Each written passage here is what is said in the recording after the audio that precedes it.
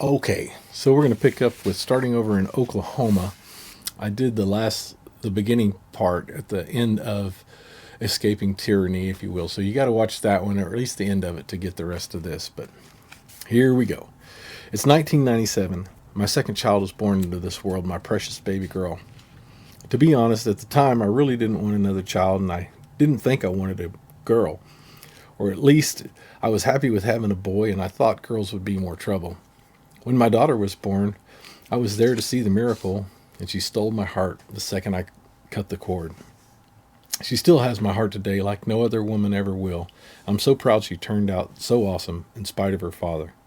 I love my son and dearly, and I'm proud of him as he's a rock star and a talented artist in various formats. Not to mention, he's much like his father, minus the beatings and the drug issues. Looking from the outside, you'd see a happy family with two parents that work hard, are successful, and have hobbies that they enjoy, and love their children dearly. The truth was, the male role model of the family, me, of course, was so self-absorbed with chasing fame and fortune, trying to make a name for himself, in hopes that, in turn, it would only allow me to better provide for my family. The challenge was that I was still holding on to hurt from my past, and I was seeking to fill the void in my soul, and nothing could fill it. I was angry at the world, and the music and bar scene wasn't helping it, as I was on an emotional roller coaster most of the time. It was fun and exciting, but would make you sick as a dog from all the partying, the late nights, and days and nights without sleep. My children were the only reason I was hanging on to life. I felt in my spirit that one day I would break free from the bondage I allowed myself to get into from my own negative self-talk. Sadly, that voice in my head of my dad yelling at me as a kid, "Are you worth a crap today?" Of course, he used stronger language than that. Same thing my boss used to say at the software company I worked for. And I hated that statement dearly, but it did motivate me to work harder for their approval, which I could never get. As an entertainer back in the day, we were well received by the people, and to show their appreciation of our entertainment, they would always want to buy the band drinks. I always felt obligated to drink whatever they bought and brought to the stage for us. Repeat this 20 times a night, every weekend, nonstop. Add meth to the equation, and it's a recipe for disaster. I got in a lot of bar fights. Yes, as the entertainment. It seems there was always someone coming up to me and accusing me of sleeping with their wife or their girlfriend, or looking at them with haughty eyes. What's worse is at the time I was standing accused of such idiocy, and I was innocent. Of course, I believe they spoke it in, as they say. The tongue has power of life and death, and those who love it will eat its fruit, Proverbs 18:21. Meaning that, yeah, I ended up being unfaithful, but only after being accused time and time again. And it's like, man, I'm already standing accused. I might as well. What's the point? I'm already guilty of something I haven't done. So sign me up. Anyway, my wife couldn't keep up with me because she didn't know I was doing meth. Late drunk nights fueled with meth. Beautiful women throwing themselves at me because I'd been singing love songs all night. Next thing you know, I've fallen to temptation. It gets easier the more you do it. No, it's not right or justifiable, but bad decisions lead to bad behavior. 1 Corinthians 15:33 says, "Do not be misled. Bad company corrupts good character." I was surrounded by bad company and bad character. But time caught up to me, as the truth always comes to the surface. I was cold busted, both with my infidelity and my addiction to meth. I came home one night from a gig, and everything I owned was on the front porch. Of course, I wrote a song about it. It's a lie, but it sounded good at the time. You should check it out. It's on wayquinton.com. It's called "I'll Never Cheat on You." But anyway, we got divorced, and I went spiraling down a rabbit hole of self-destruction. Not that I wasn't already on it. I partnered up with an investor that believed in my music and wanted to help me launch as an artist. We started a production company. We bought a Silver Eagle bus, and we were on the road playing big venues for large crowds as the opening act for major artists. I've opened up for stars such as Blake Shelton, Gretchen Wilson, the Bellamy Brothers, Charlie Daniels, Ty Herndon. The list goes on, so I won't continue. But the biggest crowd I ever played for was 85,000 people at the Day in the Country. And I'll show you the perspective of looking out at Blake Shelton, who was playing the crowd that I just got off the stage, and he was up next, and you can see the crowd out there, and it's this whole corner of 141st and Yale, between Yale and Lewis, I guess. I don't even remember what that road is off the top of my head now, but anyway, it's on the ticket. I'll show you. Right next to where I bought Buckoff Ranch. Anyway, side note. It was awesome, except for the fact that I hated myself because I was a drug addict, and I destroyed everything that I love, and I felt like failure, even though I was experiencing success in music, my day job, my side jobs, drugs. I had money. I was doing well. I was still playing weekends in a local band in the Tulsa area, working as a sales guy, later director of operations for the same software company. I was a drug addict. I was doing meth. I was playing bars and events on the weekends and special occasions. And then one day, everything changed. I was divorced. I was a major alcoholic. I was a meth addict. I was a drug dealer. I was getting in fights. I broke my hand twice, and I had to have pins put in my hand. I broke it so bad, beating some poor 6'5" tough guy. I just wanted the pain to stop, and I didn't want to be the cause of pain for anyone else ever again. I really wanted to be dead. But yeah, if you look like right there at my hand, you see those scars on there? Yeah, that's where I had some niftiness on that. It cost me $18,000, by the way. And some time in jail. Thanks, big guy. I told you don't say stupid stuff. I'll break your jaw. Anyway, long story longer. I was trying to fill the void in my soul with everything worldly. I was having a lot of sex. I was drinking like a fish. I was doing a ton of drugs and just living the dream, which was actually a nightmare at the time. It's funny, I put that on my website now. What are you doing? Living the dream, which I really am now because I'm sober and I'm not doing stupid stuff. But anyway, I went to jail a couple times for various reasons, unpaid tickets because I never went to court, etc. It's all public record if you go do an OCSN and search on my first and last name.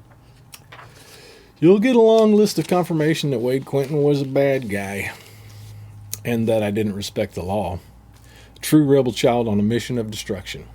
I really thought I was going to be dead by 21, just for the record. And then I made it to 30, and then I was like, well, we need to kick it up a notch. Anyway, I ended up losing my driver's license, but of course I drove anyway. I should have gone to jail so many more times, but by the grace of the very God I didn't want to believe in, I was let go, and then absolutely should not have been let go. And thank God they didn't check my vehicle, because at times I had so much meth, guns, open containers on me, I'd still be in jail today. You know what's funny is I got pulled over. My second wife, we were supposed to get married. I was driving to go do a tree job in my Cadillac, and I was going through Bixby, America at 35 miles an hour in a 30, and the guy pulls me over, and I didn't have a driver's license, so I had to do 10 days in jail, mandatory. There's no ifs, ands, or buts about it. You got to, and so I go to the judge. I'm in jail for a couple of days. Of course, I had a phone call, so I called her. We're supposed to get married like 4 days after I go to jail, and I'm like, man, here's the deal, and I tell him that so he let me out to get married, to go on my honeymoon for 2 days in Branson, but then I had to come back and go to jail for the existing 6 days. So I went 4 days. I couldn't see my fiance because we weren't married. And anyway, so then we get out that weekend, we go to the church, we get married, we go to Branson, and then she brought me back. She had to drive the whole time because I didn't have a license.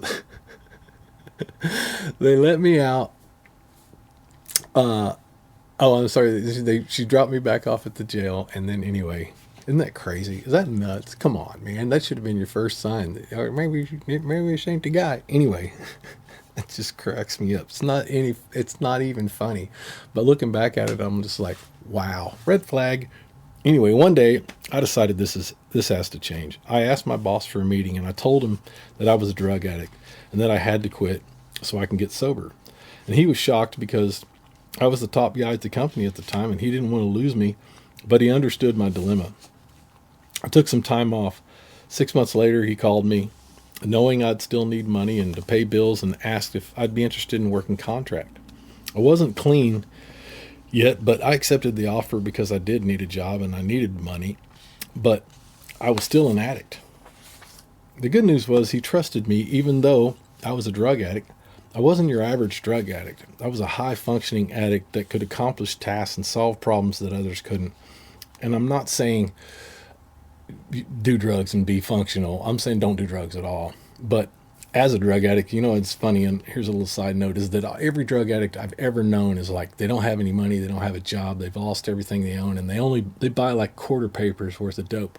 Well, I was never that way. I buy 8 balls.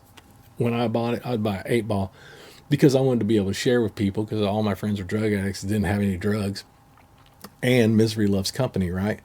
Anyway, so get a job. Anyway, I was working with the engineering team developing a quality assurance program to make sure that the products that we were developing were delivered as defect-free as humanly possible. One day, one of the programmers came to me in my office and gave me a cassette tape and said, "The Lord told me to give this to you." Of course, I was an atheist and angry at the world, and I knew it took a lot of courage for him to approach me because he knew where I stood on Jesus, God, and the Holy Spirit. Not to mention, I was his boss previously.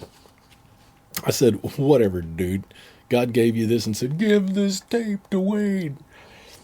And he said, No, that's not how it went. But God did tell me to give this to you. And so I took the tape and I looked at it and it said Willie George. And I was like, that does sound like a country singer. Maybe it's a country tape. I took the tape and I put it in my car and I just forgot about it. At this point in my life, I hated myself so bad it wasn't funny. I was in fights every time I played music because I was angry, looking for a fight. I was suicidal. I wanted to kill myself, but I was afraid of dying because in my heart I knew that I'd go to hell. As the Bible states, the law is written in your heart, Romans 2:15. What was crazy is every time that I decided, today's the day I'm going to kill myself, and I was sitting there with my 9mm in my hand, drinking, doing meth, smoking weed, trying to get the courage to pull the trigger. And then every time I'd get right there, ring, ring, ring, my phone would go off, and I had caller ID. It was a cell phone, of course, back then, and it was either my mom, my kids, my ex-wife, or my dad.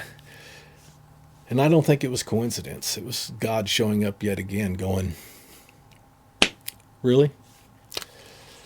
I didn't answer the phone because I was crying, and it sent me into a level of pissed off about it that I couldn't speak to anyone in the state of mind that I was in. And I ended up drinking myself and to sleep. I would cry every time, but at least I was still alive. Life goes on, and I kept waking up to the same old misery played over and over again.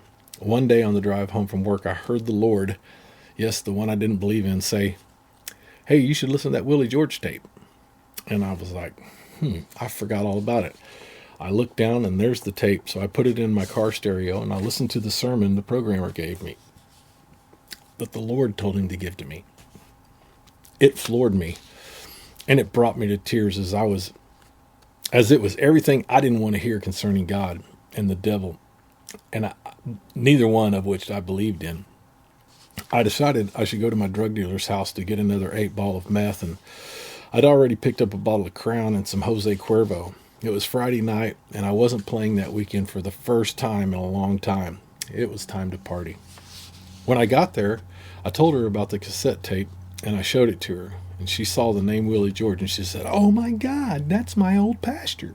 And I was like, "What?" And she said, "Yeah, I've gone to that church for many years before I became an addict and stopped going to church." And Willie George started that church on the move in Broken Arrow, Oklahoma. It's a great church if you ever get the chance, go there. Because the Holy Spirit moves in that place for sure. We'd put in an order for our drugs, and we were sitting around drinking and doing the drugs that we both had left over because we knew more was on the way. I looked over at her nightstand, and I saw that she had a book there called Meth Equals Sorcery by Steve Box. If you're a meth addict, I highly suggest reading it. I saw it, and I was led to read it.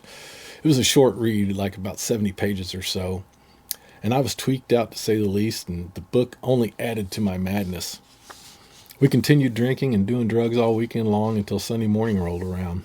And that weekend, I heard the Lord say to me, "Hey, genius boy that knows everything about everything, why don't you analyze my Bible like you analyze everything else and prove it wrong so you can continue in your sin without worrying about my Bible being the truth and you going to hell?" And I was like, that's the best idea ever. I heard it in my spirit. It wasn't like some audible voice that anyone would hear, but I heard exactly those words pass through my internal hearing. And I thought to myself, that's a great idea. I'm going to do exactly that. I was excited about the concept because I couldn't wait to disprove the Bible wrong, just so I could be right and not have any concern with going to hell, if you will. Not to mention, I'd know it so well that I could use it against the Christians that were always trying to get me saved. We hadn't slept a wink all weekend when I get the revelation idea. I wanted to start the Bible discovery as soon as possible. I told her what my plan was, and she already thought I was crazy, so it wasn't a far stretch in her mind. I said, let's go to church. I want to see this preacher and start this discovery process so I can disprove this Bible. And I wanted to start studying the Bible to prove it is just another made-up story. I went home, I took a shower, I put a suit on, we loaded up her kids and went to church on the move in Broken Arrow, Oklahoma. Yes, we were doing drugs with our kids in the other room. I know, sad, sad, sad.